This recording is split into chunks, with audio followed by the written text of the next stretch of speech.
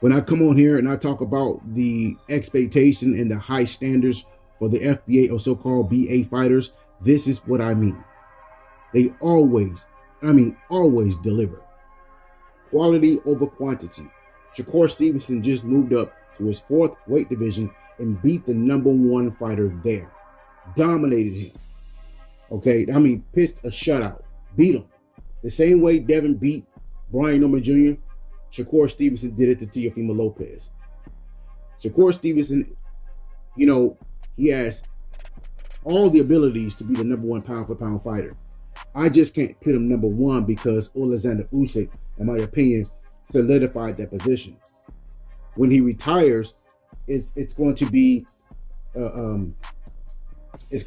a collision course between him and Devin, between Shakur and Devin, because these guys, in my opinion, arguably has the best resumes in boxing. Devin Haney, former undisputed champion, moved up, 140, became a champion there, and just became a champion at 147. Shakur Stevenson looks sharp, and I mean sharp. All right, he was hitting a lot harder too, in my opinion.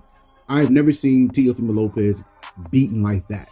I've seen him lose a fight, but I've seen, Teofimo Lopez at least try to get back into the fight that he's losing, and that was against George Kambosos. But this whole boring-ish, this running-ish about Shakur Stevenson, y'all gonna have to knock that off, because Shakur didn't do no run. He actually walked down Teofimo Lopez the majority of the fight. Shakur Stevenson did. Shakur Stevenson was on the front foot. So this running-ish that I talked about a couple of days ago, y'all gonna have to knock that out. This is not the sport of fighting. This is a sport of boxing. Y'all said that Shakur was gonna run.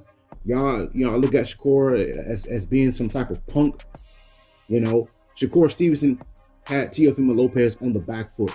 Shakur, the guy that can't punch, the guy that got pillow fist, right? The punk, right? He has Teofimo Lopez on the back foot. I'm really curious. I'm curious of what BDA is going to say, and Punch Drunk. These guys are just terrible. Always rooting against the obvious. Always. Shakur is a pound for pound talent, and and what I like about Shakur and primarily the FBA fighters is because they're willing to go through the very best. Whatever that best fighters at these foundational Black Americans or so-called BA fighters are willing to go through the very best.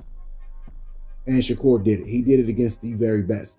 Teofimo Lopez, this guy was on top of the 140-pound weight division for a long time. He was a Ring Magazine champion, and Shakur is the man who beat the man that beat the man. So I don't want to hear anything about Shakur Stevenson being a born fighter. I don't want to hear anything about Shakur Stevenson being a runner, because he's not a runner. I tried to tell y'all that. Styles makes fights. I predicted a high-level chess match.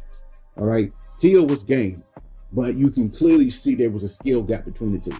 This is what happens, ladies and gentlemen. This is, okay, before I get into what I was going to say, this is why I am proud of my fighters. This is why I speak so highly of my fighters. Okay? It's like a person that's never raced a black man on the track field, claiming that they're the fastest man on the planet. But when they finally line up next to a black man on the track field and get dusted, they finally realize that they're not the fastest man on the planet. Teofimo Lopez is good. He's really good. But facing a black fighter or FBA or so-called BA fighter, he then realized that he's not that good. This is why I celebrate my fighters, because my fighters has been on the top for a very long time. Yes, they take L's. They do. They've always represented America very well. Boxing is alive because of the foundational so-called BA fighter. When a fighter that's never faced an FBA or so-called BA fighter make claims about him being the number one fighter or the best fighter, they got to kind of pump their brakes until they face an FBA or so-called BA fighter. They may win, or they might just get beat. Okay, and that's the reality of this. Y'all got to stop hating. Y'all got to stop being disrespectful and give credit to where credit's due. You respect the fighters that's been doing it the longest, that's been keeping the sport alive for the longest. Yet again, just like with Crawford and Canelo, we saw what happened. No different from what we saw with Teofimo Lopez versus Shakur. This is what usually happens. The FBA or so-called BA fighter usually wins. 9 times out of 10, they usually wins. Shout out to Shakur Stevenson. This is a great win, and I hope he finally get the respects that he deserves, because he beat someone who's a quality opponent. Quality over quantity.